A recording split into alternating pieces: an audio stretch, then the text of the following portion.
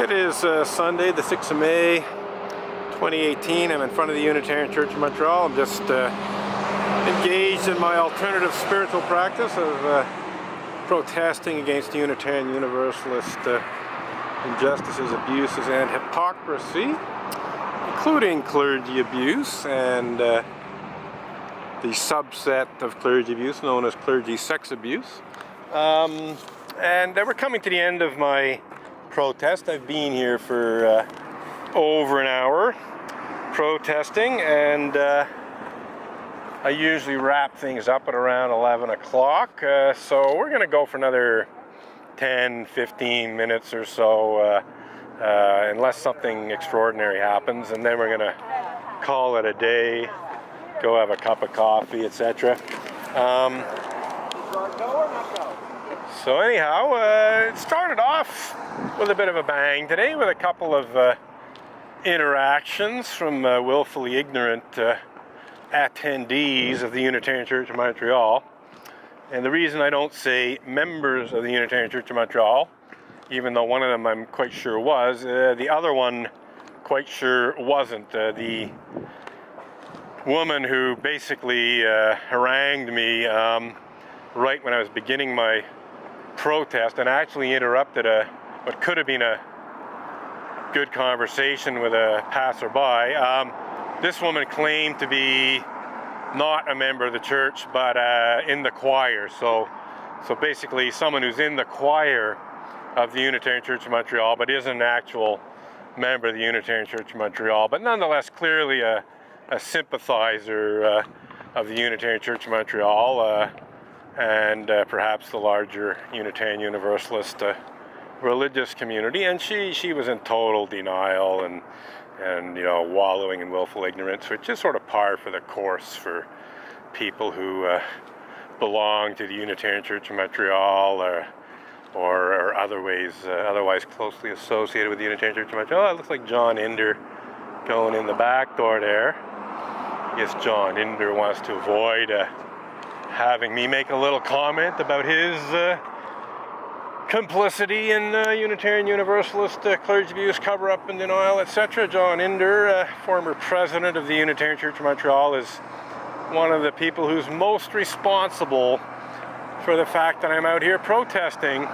He's also most responsible for, or one of them anyway, one of the people most responsible for the fact that I'm out here protesting to begin with, because John Inder, when he was president of the Unitarian Church of Montreal, essentially was, vice president, I forgot. So when John Inder was vice president of the Unitarian Church of Montreal, well, that looks like it might have been for me, he was a person who handed me the letter informing me of my 6-month suspension of membership because I decided to protest against Unitarian Universalist clergy abuse, etc. So John Inder was basically responsible for my expulsion from the Unitarian Church of Montreal, first temporarily for 6 months and then permanently sometime later. And John Inder, along with other Montreal Unitarians, basically, they didn't even follow their own bylaws. They fudged their own rules and bylaws in kicking me out of the church, and basically unethical behavior on the part of John Inder. And basically this guy, at the beginning of my protest, especially in terms of the local issues, it was about non-sexual clergy misconduct, non-sexual clergy abuse, specifically intolerance and bigotry, slander and libel, verbal and psychological abuse, that sort of thing, committed by Reverend Ray Drennan. But certainly very, very early in my protest, it looks like my battery's about to go too, so I think we're going to wrap this up sooner rather than later. Anyway, very early in my protest, certainly in 1999, I added the sexual misconduct issue to my protest. This picket sign is a remake of an earlier picket sign. It originally had a question mark on it, softening the blow a little bit. But there's no reason to have a question mark anymore. It's absolutely certain that Unitarian Universalism is not safe for some people. Specifically, anyone who A, is a victim of clergy misconduct of any kind, and B, dares to complain about clergy misconduct of any kind. Obviously, if you're abused in one way or another by a Unitarian Universalist minister, well then the church is less than safe for you, but it's also less than safe if you dare to complain about it, because the church, instead of responsibly holding the minister accountable for their misconduct or abuse, almost always sides with the minister and tries to silence the complainant and dismisses their complaint, pretends that the minister's behavior was acceptable and so on and so forth, and essentially just makes matters worse by protecting the minister and intimidating and bullying the complainant. So that picket sign dates back to 1999, certainly early 2000. So very early in my protest, I was, added the sexual misconduct issue to what I'm protesting here. And when you say abuse of clergy abuse, people immediately think of the sexual misconduct. In fact, that's the thing they think about most. So it's not even necessary to put the word sexual in there. You just say clergy abuse of clergy. That's immediately what people think. So since I wanted to deal with broader clergy abuse, all forms of clergy abuse, I just used the term clergy abuse. I didn't throw sex in there because it's inclusive, if you don't mind my using that word, of clergy sex abuse. Clergy abuse is the bigger umbrella under which clergy sex abuse is a subset. So anyhow, we got a street cleaner coming our way. We'll get out of their path. Yeah, we're wrapping this up soon because my battery's dead. I could put in a fresh one, but I think we're just gonna call it a day since it's almost certainly close to 11 o'clock. Battery's still hanging in there. So we'll just let this street cleaner go by.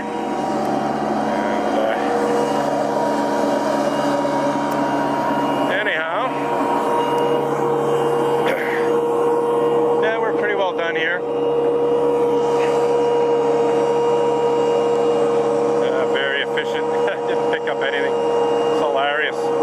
Like nothing got sucked up. Those machines are pretty useless and not very environmentally friendly as far as I'm concerned.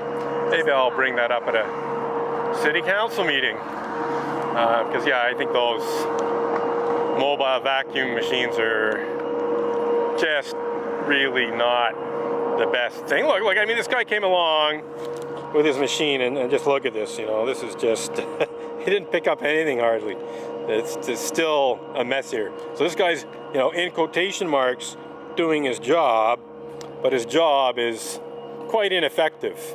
Kind of like the lawyers who have me served with cease and desist demand letters, if you don't mind my saying so.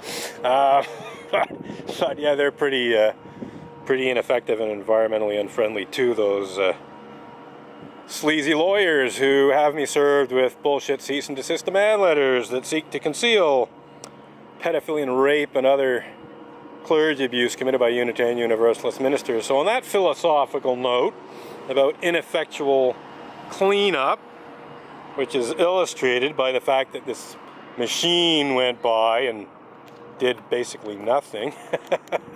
Well, maybe that wasn't part of his job description. Now that I think about it, maybe the stuff in the bike lane wasn't part of his job description to try and suck up. But if you look over here, you got still cigarette butts and twigs and so on. These things literally are a waste of time as far as I'm concerned, and they're a waste of gasoline, and they put carbon into the air quite uselessly. So, I don't know what this little purple flag's all about, but it does call to mind Purple Summer, which David Lean is promoting as a day to speak out against child abuse of all kinds. So I intend to participate in Purple Summer in my own way in mid-June. I believe it's the 15th of June, Purple Summer. But yeah, we're just about to wrap this protest up, and we'll go, I think, have a cup of coffee, and then we'll decide what to do. I sort of semi-tempted to come back as people are leaving, but I haven't decided whether to do that or not. So I think what I'll do is I'll go have a nice cup of coffee and then decide if I want to continue the protest as people are exiting the church. But I actually do have other things to do with my time today. So for now, we're just calling it a day, and we'll decide if we want to come back. But I have a feeling we probably won't. So let's just get these bags put away.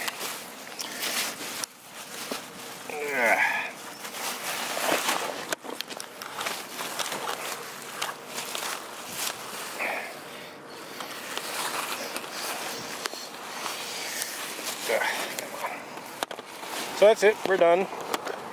And as I said, we'll have a coffee and decide whether we want to do a little protest as people are leaving. I don't do it very often, but every now and then I do continue to protest after people are, when the service is over and people are exiting the church. But at least for the time being, we're done with the battery that's pretty well depleted here.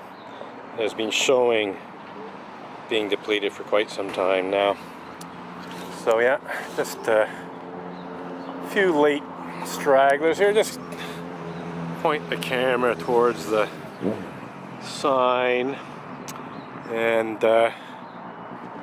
get a little image of the church here. Mother's Day concert. What do we got here? Okay. Mother's Day is interesting. May 13th, 2:30 p.m. That could be interesting. There's a significant SPVM intervention on Mother's Day 2013, if I'm not mistaken. One of the more interesting ones where a couple of SPVM police officers were threatening me with a bullshit ticket in an effort to try to shut down my protest. They actually inspired a Facebook group dedicated to basically somewhat lightheartedly mocking police incompetence and so on. So yeah, Mother's Day next Sunday, we'll probably be talking about SPVM interventions that basically didn't work out so well for the SPVM cops in question. And on that note, we're wrapping up this protest for now.